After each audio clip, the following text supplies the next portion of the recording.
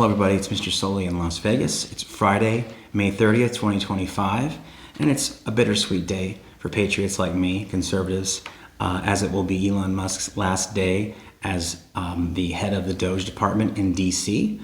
Elon will stay on, and of course he'll be consulting remotely from around the world, but he will no longer physically be in DC manning that department that he helped create with President Trump. So again, it's kind of bittersweet for us today to know that it's Elon's last official day. President Trump is holding a press conference to honor and thank Elon Musk today in DC, as he should. I wanted to mention a few things. I wanted to highlight a few things that DOGE has been able to accomplish since January 20th of 2025, when President Trump was signed into office. Workforce reductions. DOGE has instituted mass layoffs in federal agencies such as the IRS and the Treasury Department.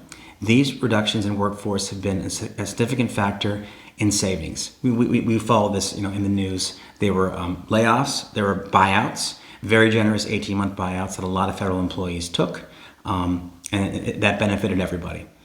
Contract cancellations and modifications. DOGE has canceled or modified numerous contracts, grants, and leases. For example, it claimed to have saved $1.76 billion by canceling a contract with an IT services company. Again, this is right up DOGE's alley. DOGE has also upgraded the software on all the federal agencies' computers. Some of the federal agencies' computers were still using COBOL, a 1980s software package, to try to function. So the DOGE team has upgraded all the federal agencies' computers to modern software that are way less hackable and much more modern and efficient in terms of the power they use and the amount of work they're able to the capacity of the computers themselves. Very, very important stuff. Asset sales. The department has engaged in asset sales as part of its cost-cutting measures. These sales contribute to the overall savings by reducing the government's holdings and generating revenue. Again, this has never happened before. We know that going back to President Bill Clinton, he did his own smaller version of DOGE, not nearly as comprehensive, cut some spending, and eliminated some federal jobs.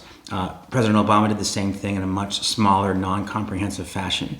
No one's ever done something like this before successfully. President Trump and with Elon Musk as his partner have been the first team to get this federal agency-wide DOGE team working on cutting waste, fraud, and abuse in every agency on a 24/7 basis. It's been a fantastic thing.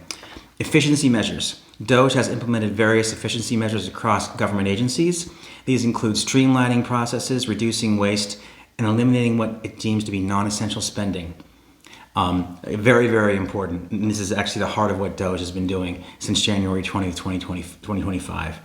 Targeting specific agencies. DOGE has focused on specific agencies for significant cuts. For example, it targeted the General Services Administration, the GSA, and the Education Department, and the Environmental Protection Agency for substantial savings. We know, for example, that DOGE cut 50% of the Education Department's workforce, which a lot of people thought was dramatic, but it turns out the folks in DC that work at the Education Department don't have anything to do with teaching students.